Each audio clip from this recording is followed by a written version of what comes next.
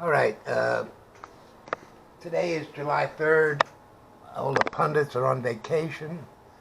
So I'm going to do a little punditnicity here. The mouth is at it again. And I love this phrase that this man coined. In this world where 13-year-old girls are bullied on social media, sometimes to the point of depression and even worse. When somebody's the president of the United States, the authority is total. And that's the way it's got to be. There's a guy whose narcissistic sociopathy fits right in. Narcissistic sociopathy. Although I wouldn't say he's mature as a 13-year-old. I don't even have to tell you who I'm talking about, do I? If I went back to NBC right now to do something, they would do anything I wanted to do. Showbiz was, I'm talking about. Doing a show, anything I wanted to do right now, 100%. Because one thing I know about that business, and I learned that business better than anybody else can run a business. In a very, very short time. It's all about one thing, ratings.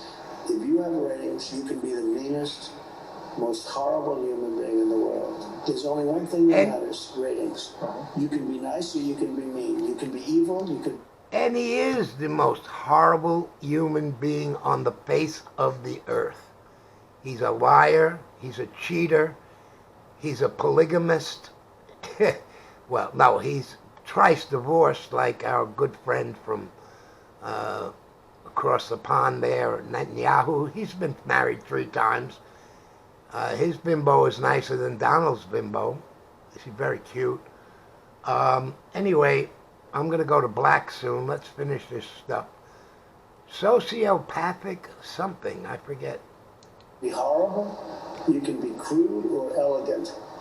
There's only one thing that matters, and that's ratings. If you don't have ratings, it doesn't matter. He's right. Show business is about popularity and ratings. But that doesn't mean that popularity and ratings are synonymous with quality.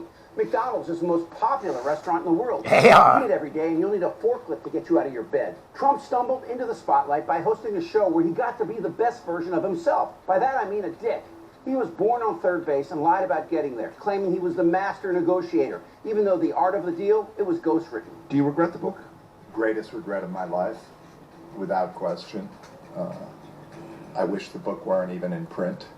And, you know, I've spent 2.5 years now, after not speaking about the book for 30 years. Once Trump began to run, I've spent 2.5 years out there trying to warn people about who this man is. And, yeah, it's something I can't ever really fully make right.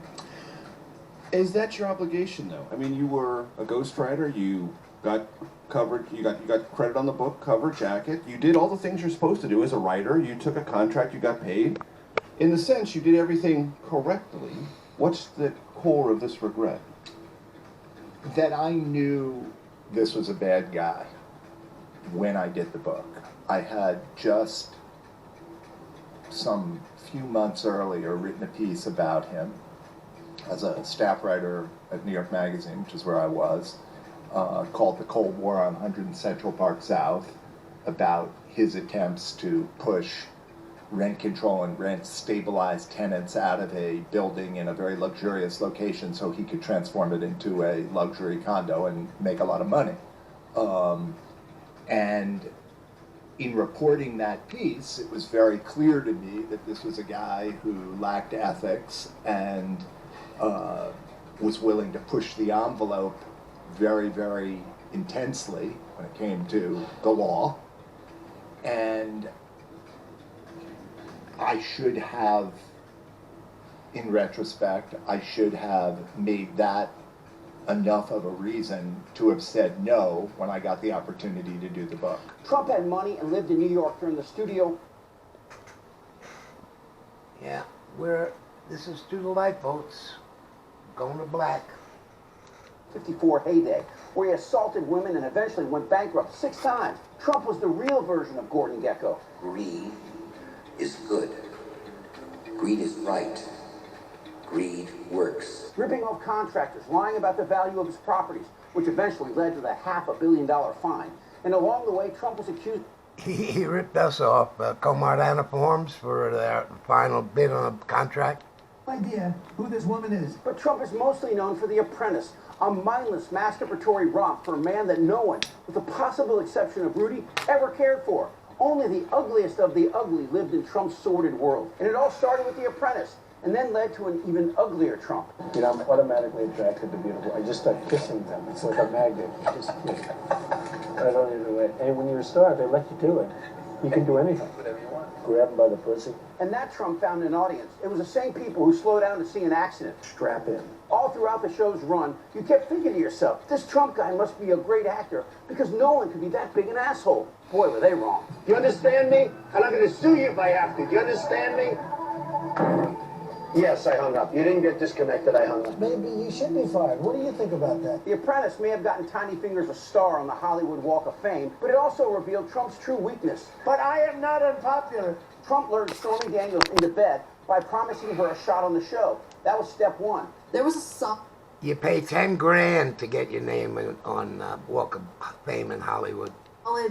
Almost a year where he called at least twice a week. And he had this uncanny knack of calling me whenever I was in the makeup chair on set. And I can tell you right now, at least 100 people overheard those phone calls because I would put him on speakerphone. And he would talk about how he enjoyed our time together and like the sex was so good. And he called me Honey Bunch and all. And I would have him on speakerphone. He might have even heard some. You were there, right? And that ultimately led to his conviction on 34 felony counts. Trump loves to pretend that he's a handsome, talented, leading man. But everyone within a fart's reach knows the truth. The Apprentice was a freak show, which made Trump a household name, like the Kardashians or Stomach. Yeah, Trump is a freak, no question about it. I am going to black.